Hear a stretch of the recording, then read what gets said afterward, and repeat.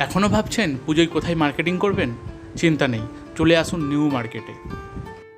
আপনি যে এলাকায় থাকেন সেখান থেকেই বাস ধরুন, ডাইরেক্ট ধর্মতলায় নামুন, বা আপনি যদি চান রেলে আসবেন তাহলে যে কোনো স্টেশন থেকে চলে আসুন হাওড়া স্টেশন।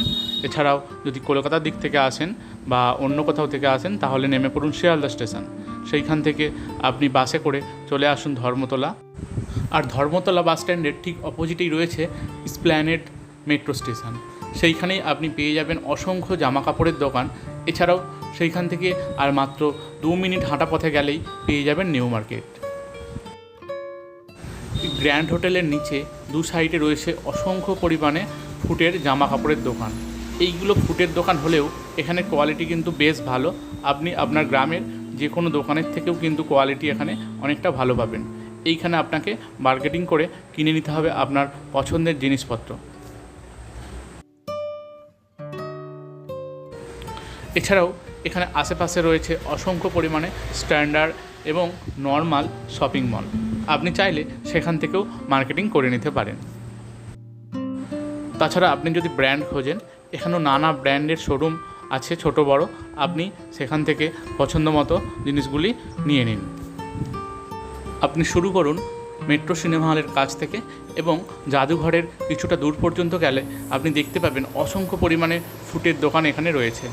এগুলি দেখে নেওয়ার পরে আপনি একটি গলি ধরে চলে আসুন নিউ মার্কেটে, এবং এইখানেও পাবেন আপনি অসংখ্য পরিমাণে ব্র্যান্ডেড জামা কাপড়ের দোকান এবং খাওয়া দাওয়ার বিভিন্ন জায়গা। ওই ঝুলন্ত স্পাইডারম্যানের স্ট্যাচুটা দেখলেই বুঝতে পারবেন আপনি পৌঁছে গেছেন নিউ মার্কেট এরিয়ায়। এখানে টেন্টস থেকে শুরু করে সিটি মার্ট বা বিগ বাজারের মতো বড় বড় ব্র্যান্ডেড শপিং মলগুলিও রয়েছে। এছাড়াও রয়েছে KFC বা ডোমিনোজের পিৎজা। এছাড়াও আরও অনেক রকম খাওয়া দাওয়ার অপশান। আপনি এখান থেকে লাঞ্চটাও সেরে নিতে পারেন। লাঞ্চ শেষ করে আপনি এগিয়ে যান নিউ মার্কেটের ভেতরে যাওয়ার জন্য। এই পথ ধরে গেলেই দেখতে পাবেন নিউ মার্কেটের মেন গেট।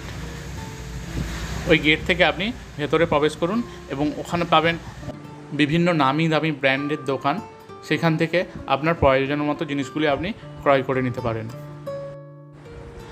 আর একটা কথা বলে রাখা দরকার, পুজোর সময় কলকাতার মার্কেট কিন্তু প্রচণ্ড পরিমাণে ভিড় হয়।